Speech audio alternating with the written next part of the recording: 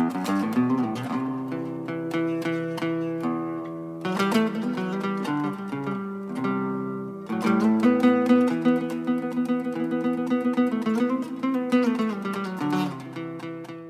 so now I kind of showed basically on a base level of how I move my body, just getting my body warmed up and getting it moving. And so you'll understand that's something I do a little bit every day. I don't get crazy. You know, this video, because of the fact I'm trying to explain what I'm doing, is actually much longer than however long it takes me to do my little warm up. And I mean, the truth of the matter is, it probably takes me 10 minutes at most to do everything you're gonna see me do, because I don't spend a lot of time on it.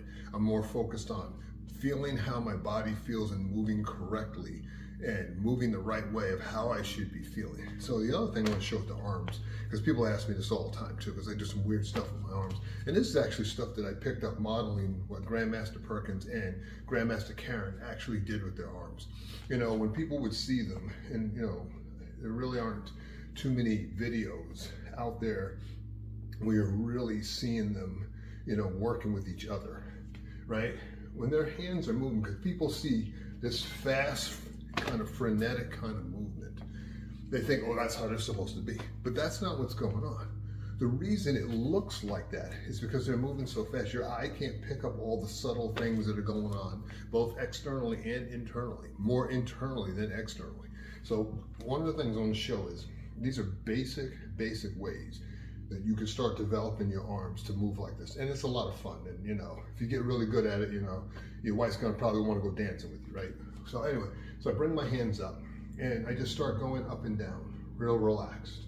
First starting with the hands, almost like I'm playing some bongo drums, you know? Then I start getting the shoulders and the elbows involved. So it's just kind of a little bit like, you know, some wax on, wax off stuff. So as I'm doing this, well, what I'm trying to do is I'm trying to feel this connection. And this is important because each one of our joints, you know, has that 360-degree spherical rotation like I've talked about with the quantum sphere concept. But our bones are generally very straight or very linear, right? And so what's going on here, when I make my arm look like, you know, like a cobra or something, each one of the joints, because the muscles and the tendons and the ligaments are helping keeping all this together, are all playing off of each other to create this smooth, graceful movement. You want to try to be as smooth and as graceful as possible. The reason is you cannot be smooth or graceful unless your whole body is working with that. Okay, it doesn't happen any other way. I know that's hard for some people to grasp because they only see this, but what they don't see is that the rest of my body has to be anchoring and has to have a polarity of movement. Otherwise my arm just flops all over the place. So you're always, when you're moving gracefully, your whole body's moving with it. Just understand that. This is the reason why when you do this, the place you usually feel, you know, where you get tired is actually in your shoulders and your trapezius muscles. Yeah, because they're doing a lot of work. They're helping control this arm so that it's not all over the place. The other thing I like to do is, and I gotta go slow with this, is I go back and forth. So sometimes, you know, my arms are like a hula dancer, you know, without the skirt, of course, in a, you know, in a manly way, you know what I'm saying? So as I go back and forth, what I'm doing is, notice this, I'll slow this down. Notice how my shoulder is moving in and my elbow is kind of collapsing. And then the other arm rotates out in a natural fashion. Then I go the other way. So when you put it together and you remove unnecessary movement, because I'm exaggerating so you can see what's going on, what starts to happen is it takes on this kind of hula dancer, kind of smooth flowing kind of movement. The other thing I do is I position my hands and I do the same thing. So you can see, it's a little kind of, like I said, some wax on, wax off stuff, or I don't know what this one is, I don't know. Anyway, as I'm going back and forth, notice, you can see my arm is actually doing the same thing no matter what. I'm just changing the hand position. So it's relatively the same thing. The reason why this is important in here, as you can see, then I start getting the shoulders moving a little more, is when I want to clear things, I don't always, you know, hit them with force, because it really depends on what I feel I need to do, because the last thing I want to do is push their arm away so much that they get a chance to get back in the fight. But also, I'm kind of playing off of what I'm feeling when I'm getting around a person. So as I'm doing that, I want this motion in here because I want this control over my arm. I want to feel this in here. And I also don't want to be doing it all with my arm. So you can see as I'm doing this, my body is kind of shifting back and forth. My shoulders are kind of rolling with it.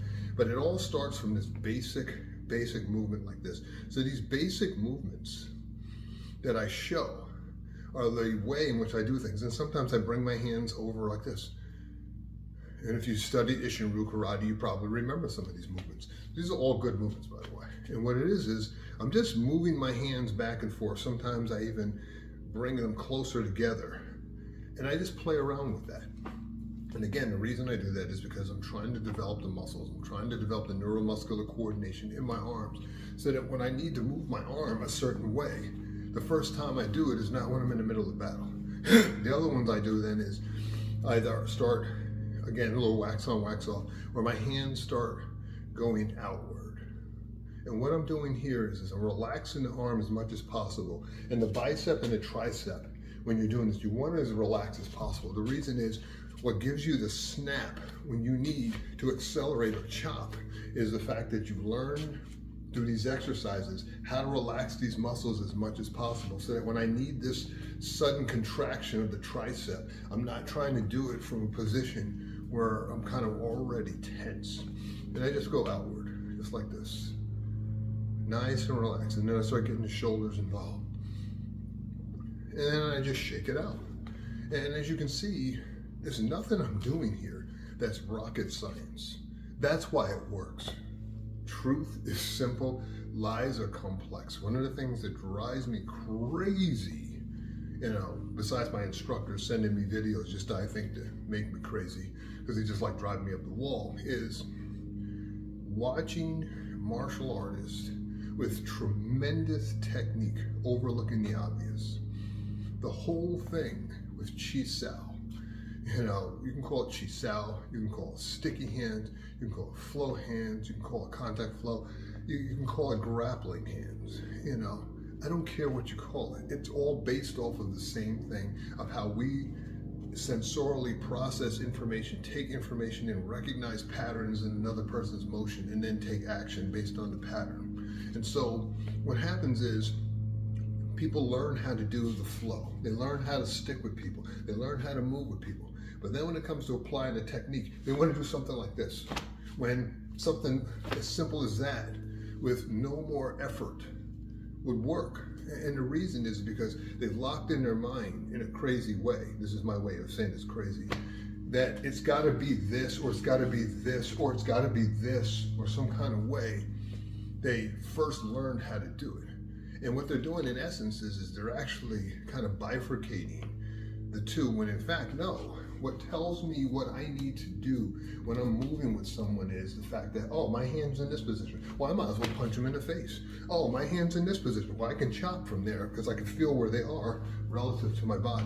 And so, because people don't learn also how to move like this and then throw strikes out of these basic movements that is inherent in every human being on the planet, they can't get to where they want to be because they're actually making it harder than it has to be.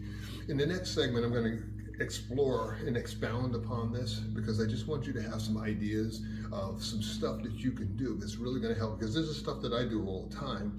And well, I'm not going to say all the time, I do it consistently enough, whereas I can always improve upon it.